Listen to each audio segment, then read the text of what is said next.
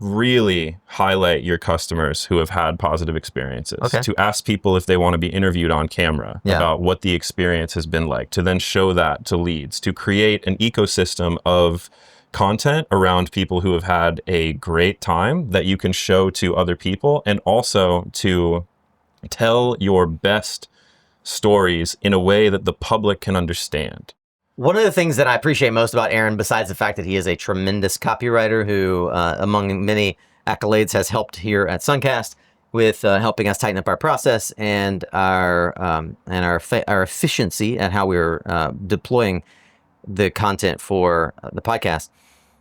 You've become obsessed with this idea of how to hack the LinkedIn algorithm and how to share stories that drive not just the narrative forward, but that drive attention towards a certain idea.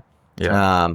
You took a job full-time at Exact Solar, and in the last 2 months, Exact has been able to have a thriving growth trajectory in an era where most of the solar industry is holding on for dear life and shrinking for the most part. So you're getting a lot of attention online that is well placed, because I think that you actually have something to say, which is more than most people online can say. And you're teaching as you're learning, which I love. So on this Sunday cast, I thought that it would be really helpful to the rest of the solar community and the broader clean energy SunCast tribe if we could focus on the key elements of storytelling that you've identified that not only are helping your client Exact, but that broadly speaking would help lift the solar industry and improve our focus and narrative. You're going to be giving a talk in your local community there in Colorado in a few weeks on this very topic. Few days. May 15th. Amazing. I think it's Thursday. So how about if you give us a preview of, or an overview of, what effectively is that talk? Absolutely. So there's 2 things that I want you to take away from this episode. The first is stories stick, facts fade. The second is facts for the in-group, stories for the out-group. Yes. And what I mean by that is, in the research that I've done for this talk and for a couple stories that I'll tell you, what we've learned is that no one cares about stats if they don't already believe a story that makes them go research those stats for themselves. Right. And this is something that I think is very well intentioned that I see within the solar industry. We just keep putting out studies and they're great. They're amazing. I learn so much from them, but I'm already in here. Yeah. Clients ask us all the time, can you help us with case studies? Do you have any case studies? Right. Yeah.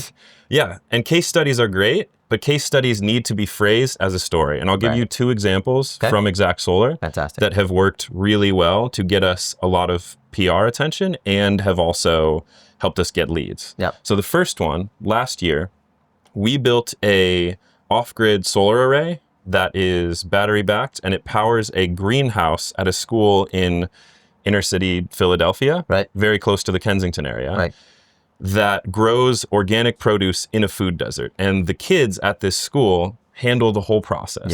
They grow the produce, they sell it in an on-site farmer's market.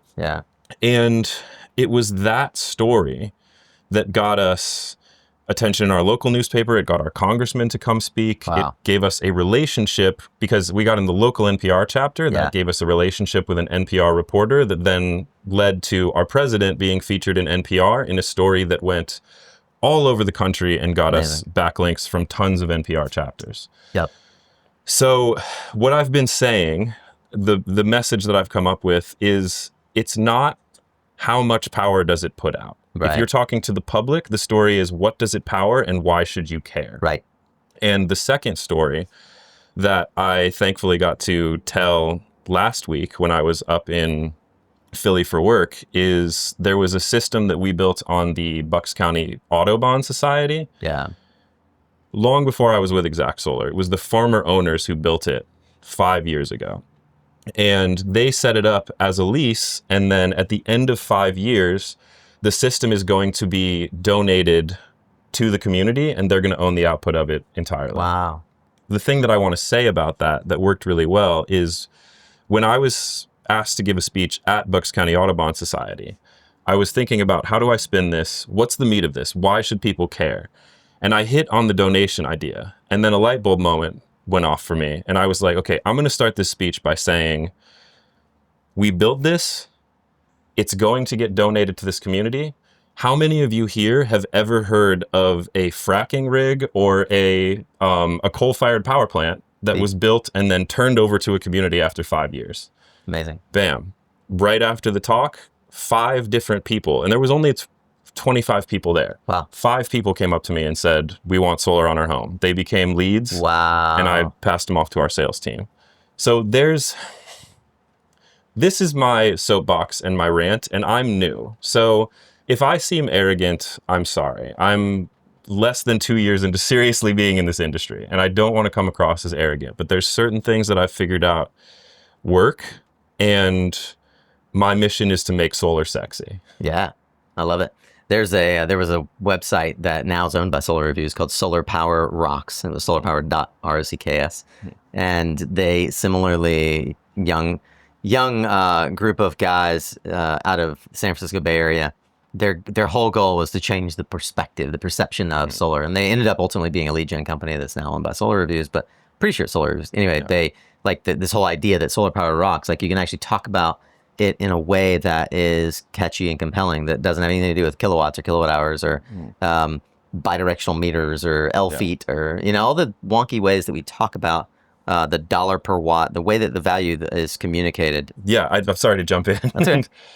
So the thing that I think that I'm sure they hit on, and the thing that we're hitting on, is that there is a burden of education that has to happen for anyone to be interested in solar as a product. Yeah. You're not going to impulse buy a solar energy system. And there's research that you're going to want to do, and you're going to be putting it either on your home or business. So there's questions that you're going to want answered. And all of those materials are out there. But what makes someone interested enough to go do that and to go actually read this gigantic volume of studies is a story. Yeah. It's a story of another business that did that. It's the story of a homeowner. We have this adorable story of this just very sweet man who went solar. He's been retired forever. And the thing that always sticks with me and people I tell the story to is his granddaughter loves the colors of the Enphase app, and he's using it to teach her about solar energy generation. How about that? Yeah.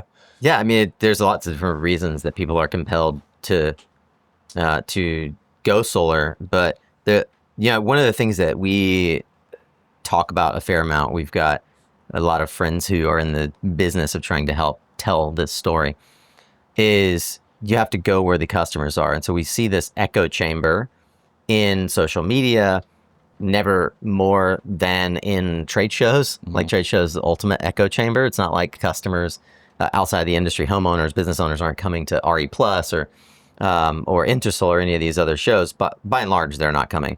Done a number of times, tried to attract homeowners, like a open to the public day, and those usually are, funny enough, they're like disdained by the folks who have to sit at the booth and talk to the public.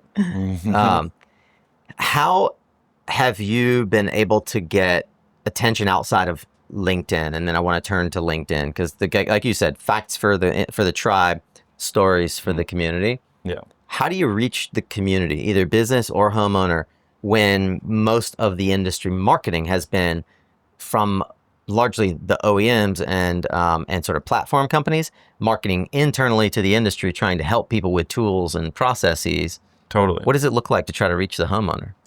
I've been thinking a lot about this actually, and I've been thinking, what is the secret sauce? And I can't, give away like technical company information and what's working for growing local SEO, which we're doing very well at. Right. That was one of my favorite achievements I've had, is hitting number one for some keywords we were targeting. That was really cool. But we're scaling a very sweet reputation. It was started by a husband and wife. It's a very small local company. We're scaling that as hard as we can, and we're going to stay with that reputation as long as we can. Yeah. And to reach homeowners, it's just trust. And I think one of the things that I didn't realize was so unique about my position and about Exact Solar as a whole is that from the beginning, we've thought of ourselves as beholden to the public, which doesn't actually seem to be a standard. Yeah. And I didn't realize that until I was about a year in. Yeah. But yeah, What do you mean by that? Unpack that. What is it? If it doesn't seem to be standard, what does the standard seem to be? The standard seems to be set by the utilities who have owned energy forever and who don't really think of themselves as beholden to the public at all. I mean, what's the classic issue? You can't get a hold of your utility for anything. And I don't know if the industry, because we're selling energy, sees that as a model. And there are companies who do a wonderful job with this. Yeah. There's so many regional solar companies who are great at being beholden to the public. But I think the standard is set by the utilities, and they don't feel like they have to talk to the public at all. What does it look like to be beholden to the public versus not? To really highlight your customers who have had positive experiences, to ask people if they want to be interviewed on camera about what the experience has been like, to then show that to leads, to create an ecosystem of content around people who have had a great time that you can show to other people, and also to tell your best stories in a way that the public can understand. So it feels to me like I'm still trying to wrap my head around the differentiation that the distinction you're making, because I would argue that one of the things that Sunrun has done well, for example, is tell the story of their customers that are succeeding, and tell the stories of how they're building the VPP ecosystem and offsetting peak demand in states like California. And I feel like I could point to probably half a dozen or a dozen solar companies like Exact who at least intellectually assent to what it looks like to share customer stories. I'm wondering if there's something beyond the way that you market the business that encapsulates this, like being beholden to customers, rather than like, what is the alternative? When I say what is the alternative, is it being beholden to something else or someone else? Yeah, that's an excellent question. That's something I'm still trying to figure out for myself. But I know that when we tell our best stories, people get interested. When we tell, like, we built this thing that powers something like a school or it powers something like a greenhouse at a school, that's when people get interested, and that's when they do the research that is required to want to go solar. Yeah. So what are some of the fundamentals around architecting a good story that, as you've done the research and started executing on it, you found work? Yeah, absolutely. There's the classic hero's journey narrative. So David versus Goliath always works really well. And that's one that I've hammered on a lot on my own personal LinkedIn, is, solar industry versus entrenched methods of power generation that are being phased out. I had a friend who works in the press who said anything with kids, dogs, or blood does really well. Kids, dogs, and blood. That makes sense. Yeah. Yeah. So those are just some of the ones that I think about when I'm thinking about crafting a good story. And as always, never burying the lead, like making sure that the most interesting piece of information is right up front. Right. And then you work through the story. Yeah, I think about that a lot, and I think you do this really well on LinkedIn, and maybe we could talk about how you have found ways to get attention on LinkedIn. That's one of the things that folks struggle with the most, is on LinkedIn, I find that people will, if you think about the way you scroll LinkedIn, when it's going through your feed, the only thing you see are the first 2 or 3 sentences. Exactly. Which make it the equivalent of like the headline of a blog post or the title of a podcast episode or whatever, right? It's like, call it a tweet. It's 140-ish characters that people are going to see. And then it says, see more. And your goal on LinkedIn is not to get them to read your post. Your goal is to get them to click the see more button. Exactly. Right? Like, if they don't pause, this is called dwell time on LinkedIn. If they don't pause, look at the picture that you put in there and read the little headline and click see more, then it didn't resonate. Right. So to Aaron's point, don't bury the lead means if you're going to post something about the tax credits, then in those first 2 lines that you post on LinkedIn, it better say something about tax credits that is provocative, that is interesting. Absolutely. So I'll let you unpack it from there. Yeah. What's working? Those are, if you look at my profile on LinkedIn, the things that I've gotten many hundreds of reactions on are generally all short-term useful information that I'm passing along that is like strategically useful in the moment about tax credits, what someone can go do. And why tax credits? I don't think it's tax credits specifically. I think it's just that's the developing story. Right. And so that's done really well in the last couple months because everyone wants to know. But it's not, becoming kind of an in-house journalist, which is a twist I didn't see coming. But I'm learning that LinkedIn, because it doesn't have discoverability after a certain point, everything's in the moment and then posts kind of fade away. Yeah. Unless you pin them on your profile. It's really good for breaking news or something that is very useful right now. So things that I've found work really well. For whatever reason, close-up pictures of people's faces, people love. I don't know if it's How because... close? Like, you can see the nose hairs?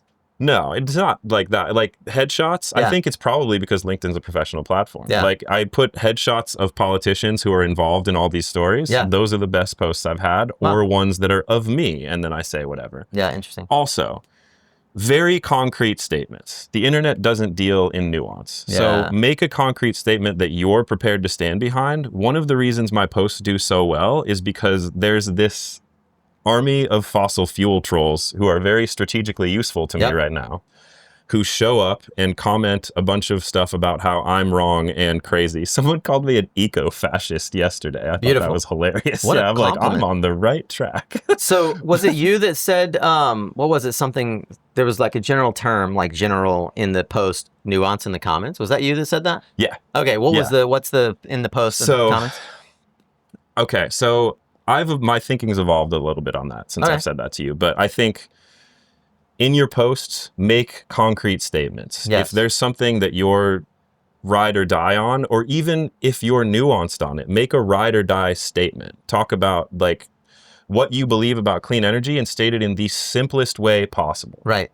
And then the comments are the place to argue things out. The comments are the place to add nuance, to have a discussion. And I actually am moving further away from that now. I'm just more in the vein of let them throw stones at me and I'm going to ignore them and I'm going to take the high road, which is more how I'm being strategic with my personal brand now. Well, ideally what you want is a bigger following and you want your audience to get engaged in the commentary and the counter narrative. Yes, and of all the posts that have done well, that's exactly what's happened. Right. Yeah. Yeah, you want to attract the people who want to be the defenders of the realm for solar that will see the certain sort of fossil troll make a comment, and then like I've done this on your posts. I'll see someone say a trolling comment that you haven't responded to, and I'll jump in and say, "Oh, that's really interesting. Here's the data that actually like supports Aaron's narrative. What's your data?" And that goes back to what I'm saying, actually. That I think ties things in beautifully with facts for the in-group, stats for the out-group. Yeah. Because you're never going to get someone interested in facts in an argument. Yeah. You're only going to change hearts and minds with beautiful stories that make them look up that data themselves. And those last 10% we're never going to reach. Yeah. It's not for them. Yeah. It's for all the people in the middle who are like, I don't know about clean energy. Yeah. Those are the people, that's why I take the high road. Because I know there's people who are watching mudslingers call me an eco-fascist. I love it. And they might get pushed to the side of solar because of that.